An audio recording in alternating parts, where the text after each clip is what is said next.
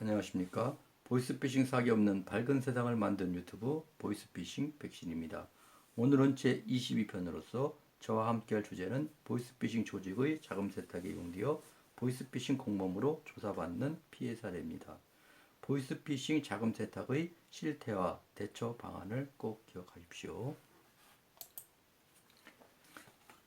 보이스피싱 사기꾼이 피해자 은행 계좌를 어떻게 알아내지요? 당신의 개인정보는 SNS 가입할 때 여러 곳에서 정보 제공 동호수에 클릭을 한 것을 인정할 것입니다. 신용정보회사 직원들이 고객의 정보를 빼내서 악용하다가 구속된 보도도 보았을 것이고요. 사기꾼들은 이와 같이 돈을 주고 개인정보를 사거나 해킹 등으로 개인의 계좌번호, 명의, 이름, 전화번호를 알아냅니다. 공격 대상자에게 어느 정도 금액을 입금한 후 계좌번호를 잘못 눌러 입금하였는데 은행을 통해 정정받으려면 시간이 많이 걸리니 급한 돈이기 때문에 아주 미안하지만 문자로 보내는 자신의 계좌번호로 다시 송금해달라고 부탁하는 경우도 있습니다. 대부분의 사람들은 자기 돈이 아니므로 사기꾼이 문자로 보낸 계좌로 다시 송금해주는 호의를 베풀지요. 문제는 그 순간 전달 책임자가 되어 사기 피해금을 세탁해준 사기꾼의 공범이 되어 조사받을 수 있음을 명심해야 합니다. 비록 내 계좌와 전화번호가 해킹되었다 하더라도 반드시 임의로 송금하지 말고 거래은행에 모르는 사람으로부터 입금되었다고 신고를 하고 정당한 절차에 따라 처리하여야 합니다. 보이스피싱 사기꾼이 자금 세탁으로 악용한 실제 사례입니다. 돈을 입금받은 피해자는 돈이 입금된 번호로 다음같이 문자를 보내지요. 12월 18일에 300만원 입금하고 바로 500만원 입금한 이 땡땡을 찾습니다. 그러나 잠시 후 100만원씩 6번 출금되고 200만원이 남아있는 상황에서 본인의 다른 돈을 찾으려고 하다 보니까 입출금이 되지 않는 것입니다.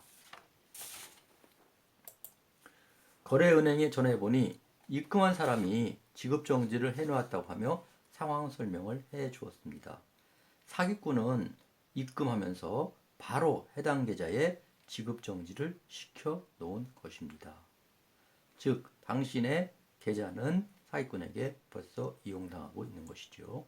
자금 세탁 계좌로 이용당한 피해자는 다음같이 말하였습니다. 제가 보이스피싱 사기로 피해 당했을 때를 생각이 나서 즉시 이 땡땡에게 송금해주고 싶었지만 송금 즉시 저도 공범이 될 수 있다는 은행의 설명을 듣고 경찰서와 은행의 신고 등 정당 절차로 진행하고 있습니다. 일단 보이스피싱을 당했고 송금까지 완료한 상황에서는 무엇을 하지요? 지난번에 말씀드렸지만 아무리 강조해도 지나치지 않기 때문에 여러 번 말씀드립니다.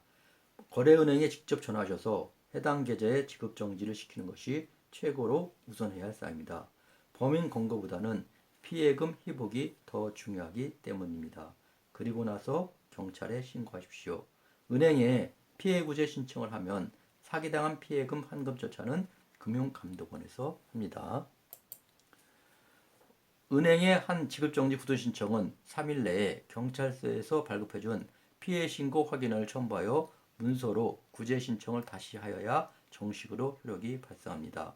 송금 후 30분 이내에 은행에 지급정지 신청을 하였다면 금융기관의 의무사항인 지연 인출 제도가 효력을 발휘해서 환급이 보장됩니다.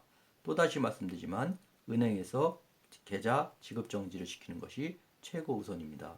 그러나 일반적으로 은행은 피해자보다 자신의 고객을 먼저 생각하므로 만약 은행에서 지급정지를 해주지 않는다면 전화해서 아주 강하게 책임을 묻겠다고 전화를 해야 됩니다.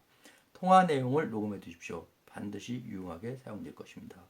그리고 해당 은행을 찾아가서 의사를 분명히 전달하고 그래도 정지해주지 않으면 즉시 경찰서에 가서 피해 신고 확인서를 받아서 해당 은행에 다시 지급정지 신청하십시오. 금감원은 피해자가 지급정지 신청한 시점으로 명의인이 인출하기 전인 해당 계좌 잔액을 지급정지하고 2개월 동안 채권 소멸 절차 공고를 진행합니다. 해당 계좌에 대한 사기 피해자들이 신고를 접수받고 통장 명의인으로부터 지급정지에 대한 이의 신청을 받아 통장 명의인이 정상 거래임을 입증하지 못한 금액에 한하여 위 보이스피싱 사기 피해 신고한 사람들의 피해액을 비율로 나눠 가지고 피해 환급금을 산정합니다. 그래서 해당 은행에 통보하고 해당 은행에서 피해자의 계좌로 환급금 명목으로 입금합니다. 문제는 사기 피해자의 대부분은 소송 비용이 없다는 것이죠. 금융감독원에서 지급정지를 해제하고 채권 소멸조차를 종료하면 보상받을 방법이 없게 되는 것이고요. 겨우 돈을 마련해서 소송을 하더라도 부자인 상품권 회사가 선임한 변호사를 상대로 승소하기는 현실적으로 매우 어려운 것입니다. 다음 시간 주제는 무엇인가요? 다음 시간에는 보이스피싱이 변종한 범죄입니다. 청소년을 상대하여 고금리 대출하는 일명 델립에 대하여 함께 알아보겠습니다. 함께한 시간에 공감하시거나 힘을 주신다면 구독과 좋아요를 꼭 눌러주세요.